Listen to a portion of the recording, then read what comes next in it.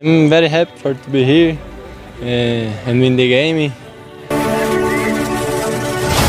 Senegal आरो Brazil हादोरनिफ्राय फैनाय उदालगुरि जिल्लानि नलबारि गेलेग्रा फोथाराव जोलुर गेलेनाय बादायलायनायखौ नुनो मोनो। I'm very happy to be here and win the game. Now we need the rest for final. It's good. It's good. My favorite player. Yeah. In the moment it's Casemiro. Yes, Casemiro. Playing Manchester United. Other country? Your own country. Did you choose your own country? Sorry, bro. My English is very bad. I'm feeling good. Yes, very good here. The pitch, the cities, atmosphere is very good. I'm very happy. First of all, I would like to thank the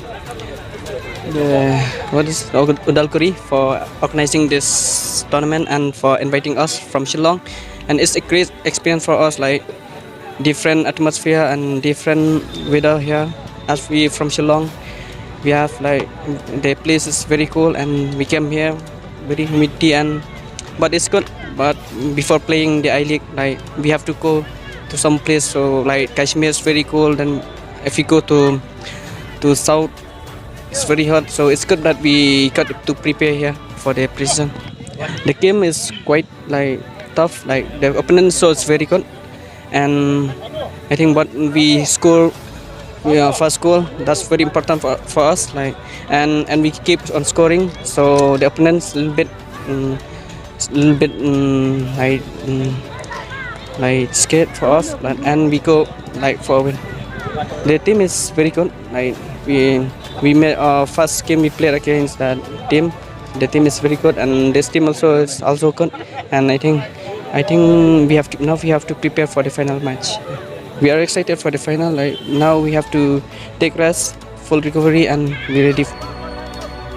दिनै उदालगुरि जिल्लानि सिङाव थानाय नलबारि गेलेग्रा फोथाराव बड'फा उपेन्द्रनाथ ब्रह्म सनानि काप सेथि सेमि final जोलुर गेलेनाय बादायलायनाया खुंफुंलांजाबाय।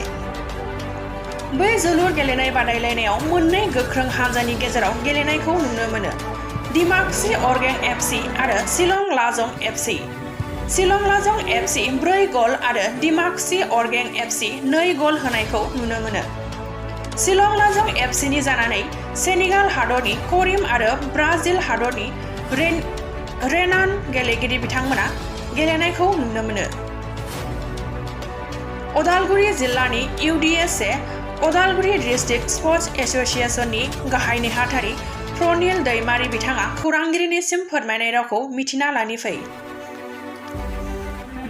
थांनाय 7 अक्ट'बरनिफ्राय खेलाया सोलिगासिनो दङ बड'फा UN Brahma gold cup football टुर्नामेन्टआ आरो बियो फैगौ 19 अक्ट'बराव बियो फाइनाल गेमा जागोन आरो दिनै गिबिसिन सेमिफाइनाल गेलेनाय जादों आरो बे गेलेनाया शिलं लाजं एफ.स आरो बिनिफ्राय डिमाकुसिनि अर्गें क्लाबनि गेजेराव जादोंमोन आरो बेवहाय शिलं लाजं एफ.स 4-2आवहा देरहासार जानो हाबाय आरो बिथांमोना दायो फाइनाल गेलेसिगोन।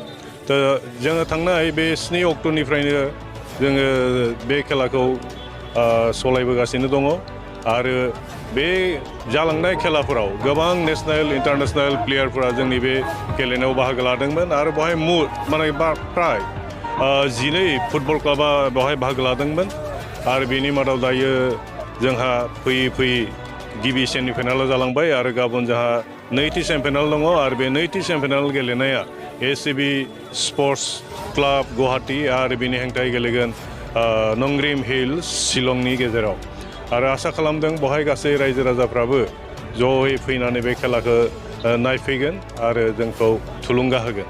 जोङो बे खेलाखौ बड'फा उपेन्द्र ब्रह्मनि मुङावनो जोङो गेलेहोबोगासिनो दङ। बिथांनि मुंखौ जोङो अराय सम गोसोखांनो थाखायनो बे खेलाखौ जोङो बेवहाय खुंनायखौ जोङो बे खुंनाय हाबाफारिखौ लाबोगासिनो दङ थांनाय 28 बोसोर आरो फैबाय थानाय समावबो जोङो बिथांनि मुङा जाहाथे अराय सम गोजोरै जोंनि गेजेराव गोसोखांजाबाय थायो बे गेलेनायनि गेजेरजों जों बे हाबाफारिखौ मावफुंलांगोन आरो बिनि गिबि जाहा थांखियानो जादों बेमोन आरो ओमफ्राय नैथियाव जिफोर जोंहा मोजां इन्डियानि बा आसामनि जिफोर क्लाबफोर फैयो मुंदांखा क्लाब बिसोरनि गेलेनायखौ माने जोंनि जि उथिबोनाय माने प्लेयार्सफोर दोङो बिसोर जेन नायनानै थुलुंगा मोनो बिसोरनि आर्ट बिसोरनि टेकनिक बेफोर फुटबलनि बेफोरखौ जेन बिसोर सोलोंना लायो जोङो बेबायदि मोनसे मिजिं थिनानैनो बेखौ जोङो खुंफुंबोगासिनो दङ आरो नोंथांमोना दिनै नुनो मोन्दों लाजं एफ.स.नि जानानै सानै फरेनार प्लेयार गेलेदों आरो बिसोरनो जाबाय सासेया सेनेगालनि बेयो नोंथांमोना नुदों निग्रु बिथाङा सेनेगालिस आरो बेनिफ्राय आरो सासे दङ ब्राजिलनिफ्राय बहाय जोंनि बे टुर्नामेन्टखौ गेलेदों आरो बिथाङा ब्राजिलियान आरो जोङो दिनै गिबि खेबनि थाखाय उदालगुरियाव जोङो सासे ब्राजिलियान फुटबलारनि गेलेनायखौ जों नुनो मोन्दों आरो बिथांनि जिथु आर्ट बिथांनि जिथुनाखि टेकनिक बेफोरो गमामायैनो जोबोद नायथावनाथार आरो आसा खालामदों गासै जोंनि जि उदालगुरि डिस्ट्रिक्ट स्पर्ट्सनि माने सिङाव थानाय क्लाबफोरा बिसोरबायदि मोजां नेसनेल इन्टारनेसनेल प्लेयारफोरनि गेलेनायफोरखौ नायनानै जेन बिसोरबो सोलोंनानै गोजौ थाखोआव बा गोजौसिन जेन बिसोरनो आवगायलांनो हायो जों बेखौनो मिजिंथियो बेखौ जोङो फैबाय थानाय 19 अक्ट'बराव जोङो गेलेहोनाय जागोन आरो दिनैनि जिथुनाखि माने शिलं लाजों एफ.स.आ देरहाबाय नालाय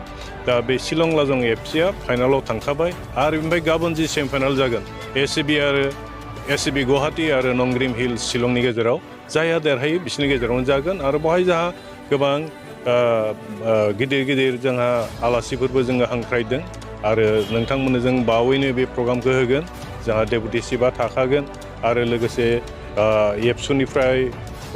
एफ.सनिफ्रायबो थागोन आरो लोगोसे जोंहा माने बिटिसिनि जि इएमफोर दोङो एमसिएलएफोर दोङो जोंनि जि डिस्ट्रिक्टनि एमएलएफोर दोङो एमसिएलएफोर दोङो बिसोर गासैबो बे सानखालि बेवहाय जोङो आसा खालामदों नुजाथिगोन आरो बिसोरखौ जोङो हांख्रायदोंबो आरो बेखौ जोङो प्रग्रामखौ जोङो अपेनिंनिखौ फ्राय जोङो 1 बाजिनिफ्राय जोङो जागायजेनगोन आरो बेवहाय जोंहा हारिमु दिन्थिफुंनायबो थागोन कालचारेल थागोन जेरै मा बुंगोन बर' डेन्स सावताल राभा आरो बेनिफ्राय बेबायदिनो माखासे जोङो कन्टेक्ट खालामगासिनो दङ हैदिनखालि गासै रायजो राजाफोरा बेबायदि हारिमु दिन्थिफुंनायखौबो नुनो मोनगोन आरो आसा खालामदों बयबो हैदिनखालि ज'है फैनानै खेलाखौ नायफैगोन जोंखौ थुलुंगा होगोन आरो आसा खालामदों जोबोद मोजां हैदिना फाइनाल खेला गेलेनाय जागोन